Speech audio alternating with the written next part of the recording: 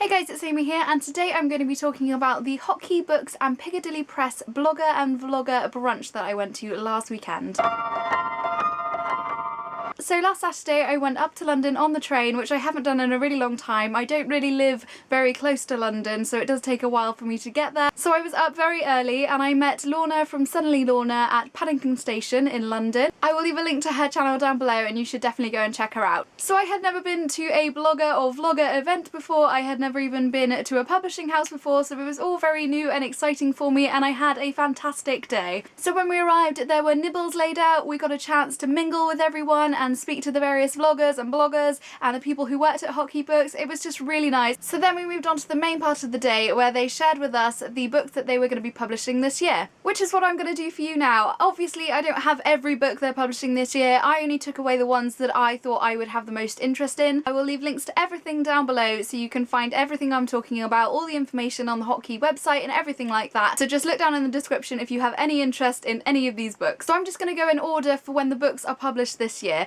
and first of those books is Being a Girl by Hayley Long. Now Hayley Long was actually at the event, so we got to speak to her. She signed my book. She was really funny. She read parts from the book and it was just brilliant. So Being a Girl is surprisingly about being a girl. There are various chapters in here all about the different aspects of being a girl, obviously done in a funny way to make it engaging and fun for people to read. I said on the day, even if you're not a young girl, you're going to take something away from this, so I'm hoping maybe I'll learn something about being a girl whilst reading this book. This one comes out in June this year. Next we have the book I'm really excited for and I actually think I'm going to take on holiday with me. It is How to Be Bad by E. Lockhart, Laura Myracle and Sarah Mlynowski. I'm not entirely sure on that name. I read We Were Liars by E. Lockhart last year and really enjoyed it, so I'm hoping this book is going to be just as enjoyable. So this follows three girls who decide to go on a road trip and they are written each separately by each of the three authors. I don't know a great deal about it other than that, but I will be sure to give you my thoughts once I have read it. This one is also out in June this year.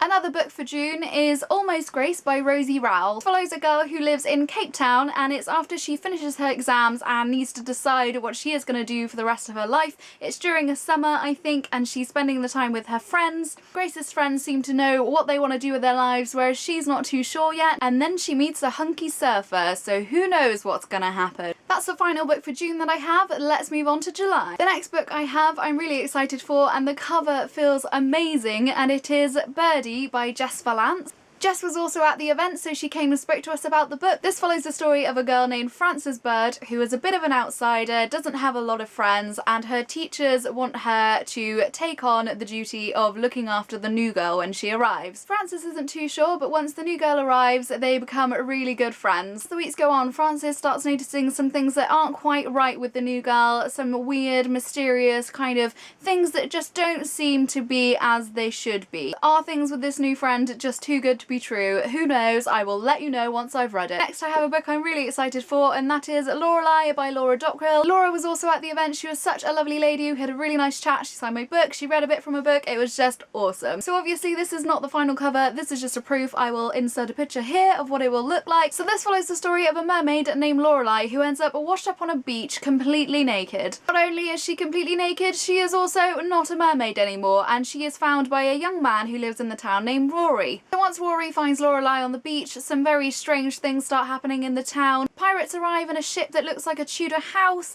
all this crazy stuff, and it just sounds really exciting. I've never read a mermaid book before, so I'm really looking forward to starting this one. The last book for July I have is Paperweight by Meg Haston, and this definitely seems like a book I would really enjoy. I don't know if you recently saw my video of recommendations for books regarding mental health, but this is also a book following a young girl who is struggling with her mental health. 17-year-old Stevie is in a women's treatment centre in New Mexico where she is trying to recover from trauma and loss and various different issues that she is suffering with at the time. In the back of the book it seems that Stevie is in the treatment centre for 27 days and that the book runs through each day that she is there and if she gets out at the end. I absolutely adore this cover. I think it is so gorgeous. I'm definitely going to be displaying it somewhere in my room because it fits in so nicely with my decor. That's the last book that comes out in July that I have. The next book I have here comes out in September and it is Sophie Someone by Hayley Long again. This is what it will really look like, and this follows the story of a young girl named Sophie. Sophie was moved to Belgium with her family when she was 4 years old, and now she is 14 and she's not sure why they ever left England. Not much is given away on the back of the book, but it seems as if Sophie discovers something about herself and it's quite a shock to her system. It says this book is about identity and confusion, and when Hayley read it to us, it had a very interesting twist in the way the story was written. Hayley actually added in her own way of speaking throughout the story, and unless you read the book yourself, you're not really going to know what I'm talking about. In a nutshell, she changes up different words for things that don't necessarily mean the same thing, but you end up understanding it all by the end, hopefully. Hopefully I'll understand it all. This is definitely another one I'm really excited for. In fact, I keep saying it, I'm excited for all of them. They're all really exciting. I wouldn't have picked them up if I wasn't excited for them. Moving on, we only have 3 books left, and the first one is The Big Lie by Julie Mayhew. This is the cover, and Julie was also at the event, so she had a nice chat with us and she signed her books and things. She was really lovely. So this follows the story of a girl named Jessica, and Jessica is living in Britain in 2014. The thing that makes this book slightly different to many other contemporary novels is the fact that Jessica is living under a Nazi regime. So Julie Mayhew has written this book as if the Nazis had won World War II. So Jessica tries to stay under the radar, but Jessica's best friend is not quite like that. She's quite outspoken, a bit of a free thinker, and the regime has noticed, which is obviously not very good. On the back of my copy it says this book includes themes such as revolution, sexism and feminism, and I cannot wait to read it. I think not only will this book be very interesting and hard-hitting for me,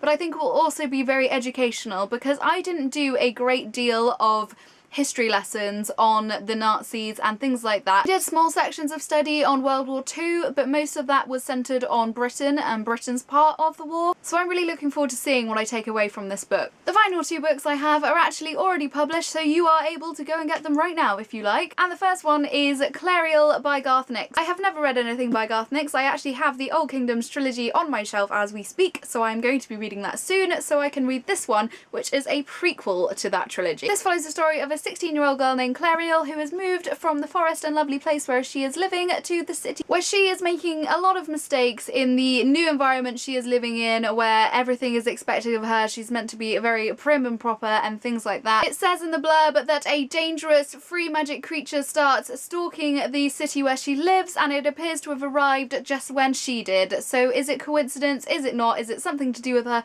Who knows? I have not read it yet. I'm hoping to read the Old Kingdoms trilogy very soon, so this one will be high up on my TBR. Finally, I have a gorgeous book which I was so excited for. I've already begun it and I cannot wait to finish it and share my thoughts with you, and it is Heap House by Edward Carey. This is the first book in the Iremonger series, and I will be sharing my thoughts on this one in my April wrap-up. This follows the story of Claude Iremonger, that's him there on the cover, who lives in this ramshackle house in the middle of a massive heap, and the house is actually constructed from all the waste that is left over from London and sent in from the neighbouring cities into this massive heap of rubbish, basically. There are people who live and work within all these heaps of rubbish, and then there's Claude's family, the Iremongers, who kind of reside over it all, and they make sure everything runs well, and they live in the big rubbish house in the centre of it all. All the people in Claude's family have a birth object, a thing that was chosen for them when they were born, which is meant to describe how they are as a person. Claude's is a plug, and you can see it there on the cover. All the people take their birth objects with them wherever they go, so obviously if you're given a really heavy or horrible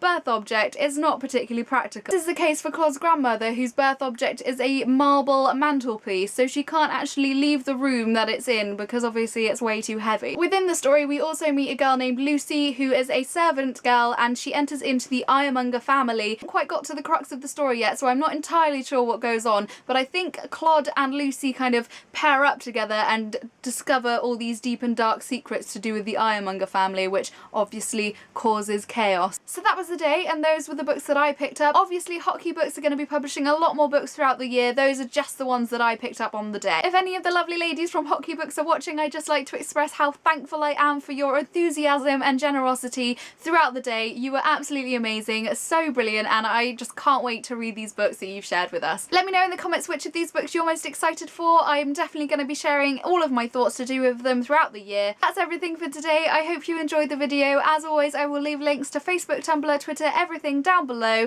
If you want to be my friend on Goodreads, then feel free to. I would love that. I hope you're all having a brilliant day, and I will see you soon. Bye!